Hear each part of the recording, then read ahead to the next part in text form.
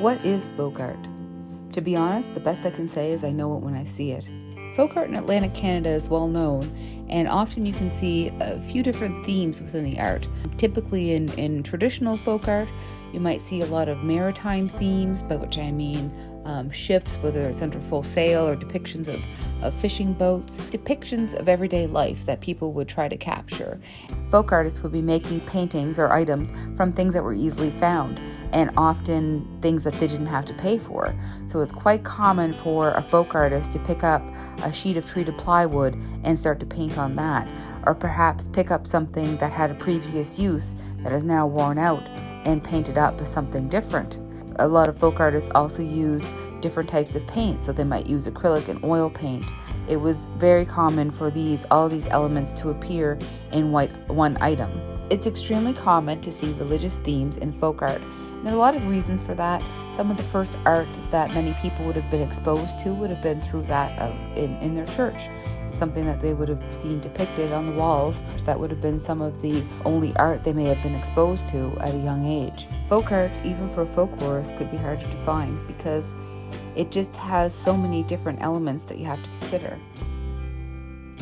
I'm a folk artist, been painting for quite some time. I taught myself through practice and trial and error to get to the point where I'm at today, where I'm confident enough to, I hope, withstand, criticism or anything that's thrown towards me.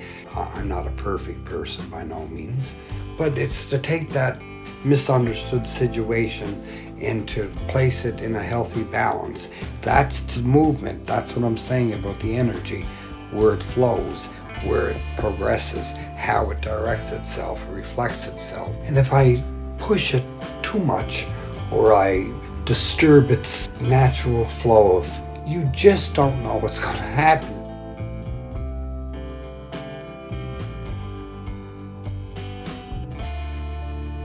I find that people in Atlantic Canada engage in traditional practices for a variety of reasons. One thing might be to respect the past and to bring it forward. Another might be that was just what they were exposed to and they continue to express it. A lot of people engage in folk songwriting or folk art. It brings them a great sense of comfort. They find it helpful for their mental health.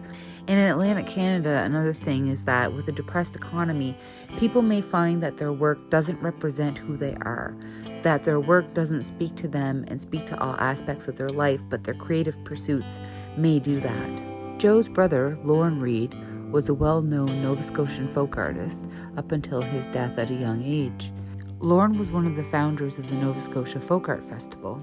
Following legends such as Maud Lewis, at the time in which Lorne was active, he was considered part of the new wave of Nova Scotian folk artists. While some in the art world might raise an eyebrow about Joe finishing a painting that Lorne started, to me it makes perfect sense, because by doing that, the two brothers could paint together, the collaboration could live on, and the work could be completed. And so in looking at those paintings, I find them a very unique concept and another period of Joe's work. Well, this particular painting here, I love. I've implanted my brother's actual brushes that he used to do paintings with, and I've implanted them in with the oil paint underneath that he had left in the remaining tubes. Lorne was before his time, and he was very expressive and someone who wanted to go beyond what the normal person was doing. I can see why someone would ask if Joe's paintings are folk art, because they might look at something that's abstract at times. However, when I look at Joe's art and I see those classic folk art symbols or motifs appearing, I don't question that. I also know the value painting has for Joe and the place it takes in his life. It connects him with his past creative family and his current creative family, and for him that is very important. When Joe first started painting, a lot of his works were quite dark and really reflective of the mindset, especially Again, as I mentioned, that this began after his brother's passing. This dark painting was created on a salvaged piano board from a local pub. It has that classic folk art frame sort of look to it, but when one looks closely, you can see crosses and circles, both of which have religious symbolism for Joe. In time, Joe moved into his color period. When you speak to Joe, he'll talk to you about how much color means to him and how color brings joy to people. My paintings are for the eyes. We all like color, no matter if it's black, yellow, blue, green, purple, orange. Color. It's simple. You're not looking at a painting, you're looking at color. And it's beautiful no matter how disorganized or organized it is, you still get this sense of color. Some people will ask if folk art is valuable and what makes it valuable.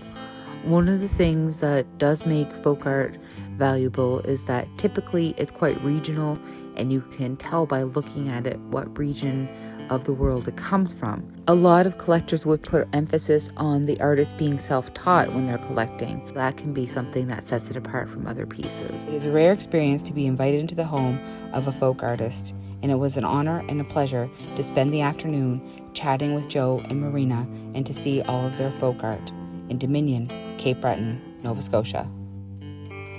If you would like to purchase any of the art shown in this video or inquire about any other art, just drop us a comment. We'd love to put you in touch with Joe, and I know he'd really love to hear from you. If you enjoyed this content and want to see more, don't forget to like and subscribe. My influence in painting is driven through my loneliness and my needing and wanting to be acknowledged. My main objective or goal in life is to become known as an artist. What's ironic about it, it's a time in my life where color has been the most productive element. But I think through the process of just working with art and doing what I've been doing, I've hit my peak of happiness.